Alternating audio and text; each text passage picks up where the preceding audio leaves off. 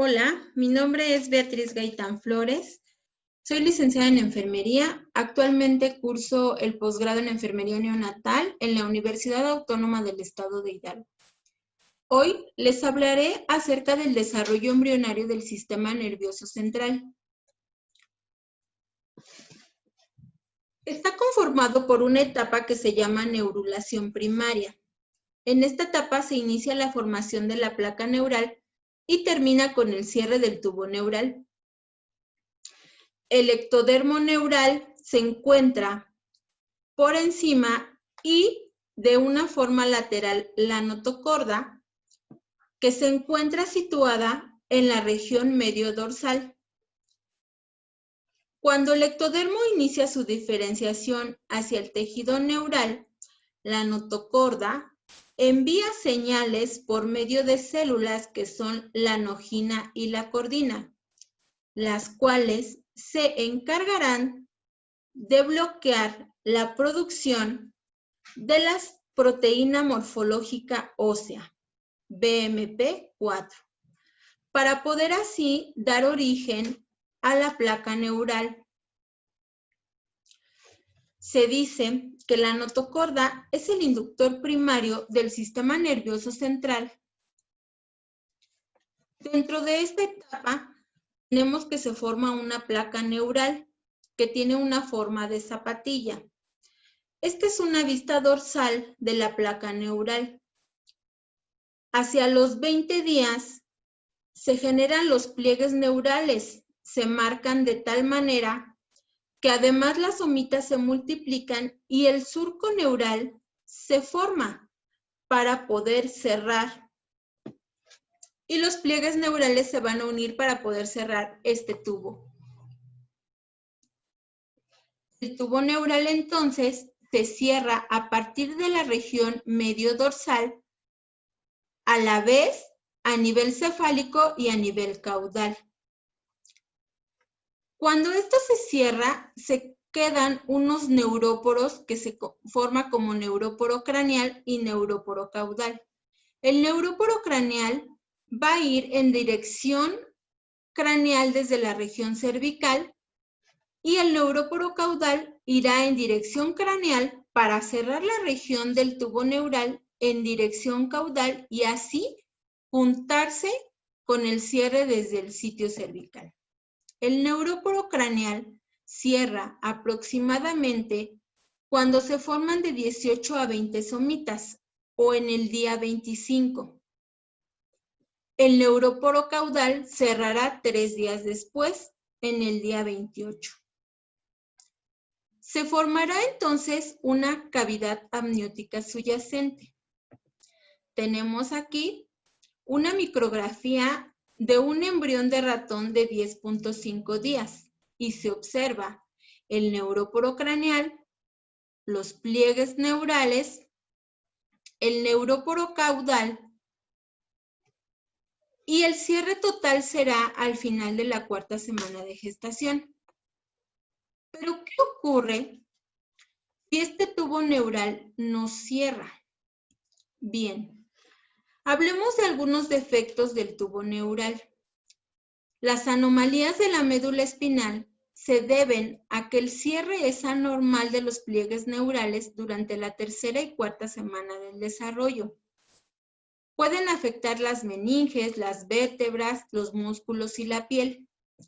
La prevalencia neonatal en China se dice que es de 1 por cada 200 nacimientos, mientras que en Estados Unidos es de 1 por cada 1.500 nacimientos. Y esto a partir de que se instituyó una harina con ácido fólico en el año de 1998. Se puede formar aquí algo que se llama raquisquisis, que quiere decir que los pliegues neurales no se elevan y solo se forma una masa aplanada del tejido neural. Y una craneosquisis, que es la falla en el cierre del neuróporo craneal o la bóveda craneana, dejando el encéfalo expuesto al líquido amniótico, lo que conocemos entonces como una anencefalia. Hablamos también que puede producir defectos como la espina bífida. Este término se usa a nivel general para describir anomalías del tubo neural que afectan la región medular. Se divide en espina bífida oculta. Este defecto ocurre en los arcos vertebrales. Sin en cambio, está cubierto por piel. Muchas veces, o la mayoría de los casos, pasa desapercibido, porque en una situación normal no debería de dar problema. En la meningocele, aquí sí hay una salida de meninges que se llenan de líquido a través del defecto. En la mielomeningocele, además de haber una salida de meninges, hay también un tejido neural. Se puede producir también hidrocefalia. Esta normalmente requiere intervención entre el 80 y el 90% de los niños con anomalía del tubo neural. Se asocia con un síndrome que se llama Arnold-Chiari, que quiere decir que se produce una hernia del cerebelo. Bien, en el extremo cefálico se forman 3 dilataciones, lo que se conoce como vesículas cerebrales primarias. Además, se formarán 3 flexiones entre la 4ª y la 5ª semana de gestación. Entonces, se dividirá en prosencéfalo o cerebro anterior, mesencéfalo o cerebro medio y romboencéfalo o cerebro posterior, además de la médula espinal. Aquí vemos un corte sagital izquierdo donde se observa el prosencéfalo, el mesencéfalo, el romboencéfalo y las 2 flexiones que se forman en la 4ª semana, que es la flexión cefálica y la flexión cervical, además de la médula espinal. En la 5ª semana ya se forma lo que se conoce como flexión pontina, pero además estas vesículas primarias ya se dividirán en vesículas secundarias, dando lugar entonces ahora a 5 vesículas. Bien, entonces hablamos que primero se producen 3 dilataciones, que es el prosencéfalo, mesencéfalo, romboencéfalo y médula espinal. Y 2 flexiones, que es la flexión cefálica y la flexión cervical.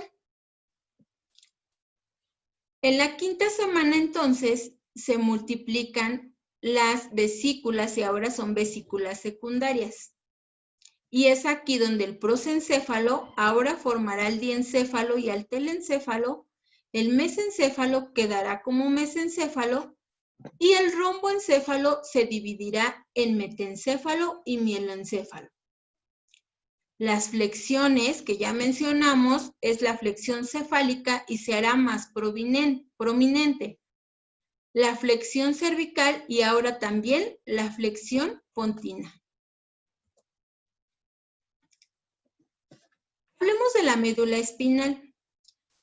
Su origen es de la porción estrecha del tubo neural. Es una estructura cilíndrica que se aloja en el conducto cerebral. Alrededor de las médulas aparecen las meninges, que se van a encargar de cubrir a las vértebras. Alrededor, entonces, decimos que aparecen lo que son las meninges. Esta forma, que es más oscura y tiene una forma de H, se le conoce como sustancia gris, mientras que a la textura y a la sustancia blanca clara, se le conoce como sustancia blanca. La sustancia gris se va a encargar de producir astas posteriores o dorsales sensitivas y astas anteriores o ventrales motoras por diferentes tipos de células nerviosas o gliales. Mientras que en la sustancia blanca cruzarán fibras nerviosas que entran o salen de la médula espinal hacia los ganglios raquídeos.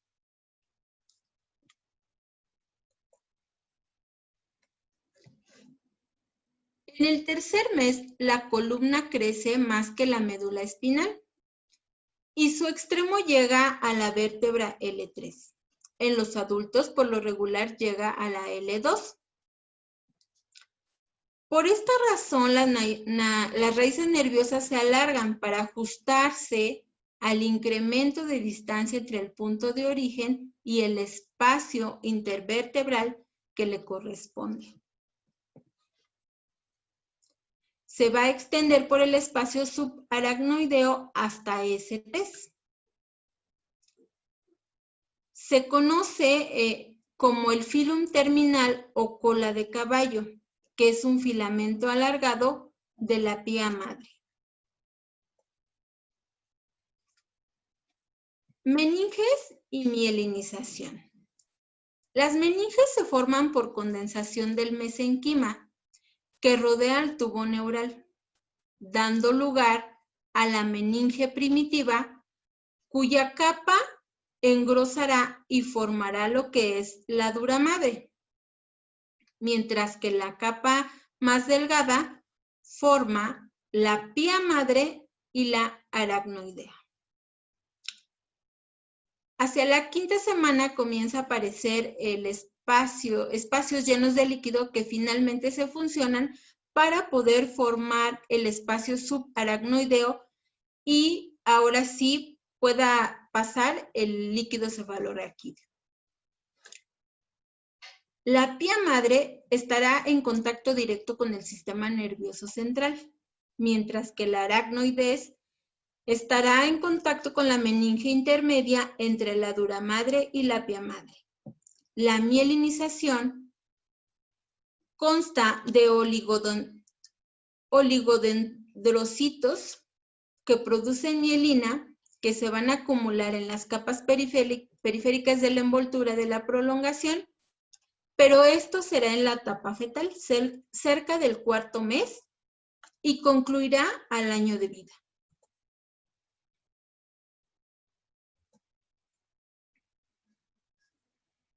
Bien, hablemos del encéfalo. El encéfalo está formado por el tronco encefálico, que consta del mielencéfalo, puente proveniente del metencéfalo y el mesencéfalo. Los centros superiores, que son el cerebro y los hemisferios cerebrales, y el tallo encefálico, que tiene una comunicación en la médula espinal y organizaciones afín.